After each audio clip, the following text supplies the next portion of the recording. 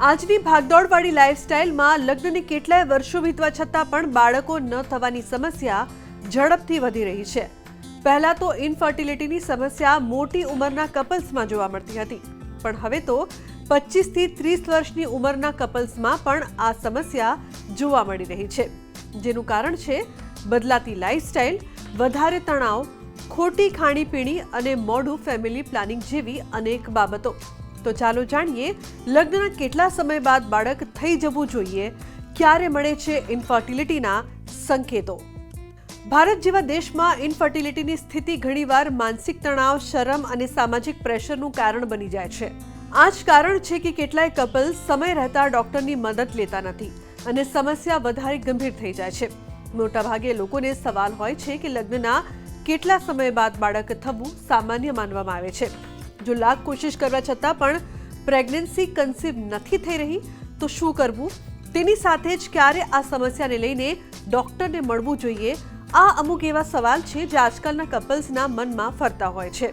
જો કે આ સૌથી વધારે જરૂરી સવાલ એ છે કે કેમ આજકાલના યુવાનોમાં ઇનફર્ટિલિટી વધી રહી છે અને તે સમય રહેતા કેવી રીતે રોકી શકાય। એક્સપર્ટની વાત માનીએ તો તેનો કોઈ નિશ્ચિત નિયમ નથી કે લગ્નના કેટલા વર્ષ બાદ બાળક થઈ જવું જોઈએ। આ સંપૂર્ણપણે પતિ પત્નીની માનસિક, શારીરિક અને આર્થિક તૈયારી પર નિર્ભર કરે છે। જો મહિલાની ઉંમર 35 વર્ષથી ઓછી છે તો કપલ્સને 1 વર્ષ સુધી કોઈ ટ્રીટમેન્ટ વિના નેચરલ રીતે કોશિશ કરવી જોઈએ। જો 1 વર્ષ બાદ પણ પ્રેગ્નન્ટ ન થાય તો કોઈ ફર્ટિલિટી ડોક્ટરને મળવું જોઈએ। જો સમય પર બાળક નથી થઈ રહ્યું તો તપાસ જરૂરથી કરાવવી જોઈએ। ઉંમર વધતા મહિલાની ફર્ટિલિટી ધીમે ધીમે ઓછી થવા લાગે છે, એટલા માટે સમય પર નિર્ણય લઈ લેવો જરૂરી છે। ડોક્ટરના જણાવ્યા અનુસાર જો 1 વર્ષ સુધી નિયમિત સંબંધ બાંધ્યા છતાં પણ પ્રેગ્નન્સી નથી રહેતી તો મોડું કરવાની જગ્યાએ ફર્ટિલિટી સ્પેશિયાલિસ્ટની સલાહ લેવી જોઈએ। સૌથી પહેલા બંને પાર્ટનરની તપાસ જરૂરી હોય છે, જેમાં મહિલાના હોર્મોન્સની તપાસ અને પુરુષના સિમન એનાલિસિસ સામેલ હોય છે। આ ઉપરાંત અલ્ટ્રાસાઉન્ડ અથવા HSG જેવા ટેસ્ટથી જાણી શકાય છે કે મહિલાની ફોલોપિયન ટ્યુબ ખુલી છે કે નહીં। જો સમય પર તપાસ થઈ જાય તો ઓછા એગ રિઝર્વ, પુરુષની ફર્ટિલિટી સમસ્યા અથવા એન્ડોમેટ્રિયોસિસ જેવી તકલીફો જલ્દી પકડમાં આવી જાય છે અને તેની સારવાર સરળ બની જાય છે। જરૂર પડતા IVF જેવી ટેકનિકની મદદ લેવામાં આવે છે।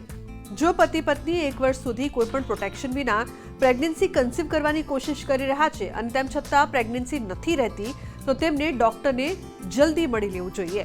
જો મહિલાની ઉંમર 35 વર્ષથી વધારે છે તો 6 મહિના સુધી કોશિશ કર્યા બાદ પણ ગર્ભ નથી રહેતો તો તરત ડોક્ટરની સલાહ લેવી જોઈએ। જો મહિલાને પહેલાથી કોઈ હેલ્થ પ્રોબ્લેમ છે, જેમ કે પીરિયડ્સ અનિયમિત આવવા, થાઇરોઇડની તકલીફ, વારંવાર ગર્ભપાત થવો અથવા કોઈ સર્જરી થઈ છે તો આવા કેસમાં જલ્દી ડોક્ટરને મળવું જોઈએ।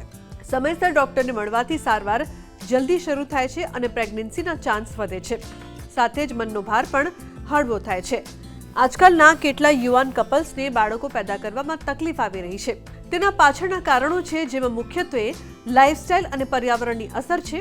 તણાવ પણ કપલ્સની ફર્ટિલિટીને નુકસાન પહોંચાડે છે। ખોટી ખાણીપીણી જેમ કે જંક ફૂડ, વધારે સ્વીટ્સ અથવા તળેલું ખાવું શરીરને નુકસાન પહોંચાડે છે। ફિઝિકલ એક્ટિવિટીની કમીથી વજન વધે છે અને હોર્મોન્સ બગડે છે। આ ઉપરાંત ઊંઘની કમી અને મોડી રાત સુધી જાગવું ફર્ટિલિટી બરબાદ કરે છે। પ્રદૂષણ અને કેમિકલ્સના સંપર્કમાં આવવું અને વધતા પ્રદૂષણની અસર પણ પ્રજનન ક્ષમતા પર હોય છે। તેના કેટલાય મેડિકલ કારણ પણ છે, જેમ કે PCOS, ઓછા સ્પર્મ કાઉન્ટ અને થાઇરોઇડની સમસ્યા અથવા હોર્મોનલ ગરબડથી પણ ફર્ટિલિટી ખરાબ થાય છે। આજકાલ 20 થી 30 વર્ષની ઉંમરના કપલ્સમાં પણ આ સમસ્યા જોવા મળી રહી છે। ઇનફર્ટિલિટીની સમસ્યાથી બચવાના અનેક ઉપાય છે। તેના માટે નિયમિત હેલ્થ ચેકઅપ કરાવો, વજન કંટ્રોલમાં રાખો, ધૂમ્રપાન અને દારૂથી દૂર રહો, તણાવ ઓછો રાખો અને યોગ કરો। બાળક પ્લાન કરવામાં જરૂરિયાત કરતાં વધારે મોડું ન કરો। જો કોઈ કારણસર બાળક પ્લાન કરવામાં મોડું થઈ રહ્યું છે તો એગ ફ્રીઝિંગ જેવા ફર્ટિલિટી પ્રિઝર્વેશન વિકલ્પો પર પણ વિચાર કરી શકાય। સમય રહેતા જો ધ્યાન આપવામાં આવે તો ઘણી બધી ફર્ટિલિટીની સમસ્યાને રોકી શકાય। નવા જે કપલ્સ છે, ન્યૂલી મેરિડ કપલ્સ છે, એમની અંદર એક બહુ જ મોટી ક્વેશ્ચન હોય છે કે લગ્ન પછી કેટલા જલ્દી આપણે બાળક પ્લાન કરી લેવું જોઈએ। તો આનો જવાબ એ છે કે એ તમારા કેટલી ઉંમરે લગ્ન થયા છે એની ઉપર ડિપેન્ડન્ટ છે. જો તમારી મોટી ઉંમરે લગ્ન થયા હોય તો ડેફિનેટલી બાળક વહેલું પ્લાન કરવાનું રાખવું જોઈએ.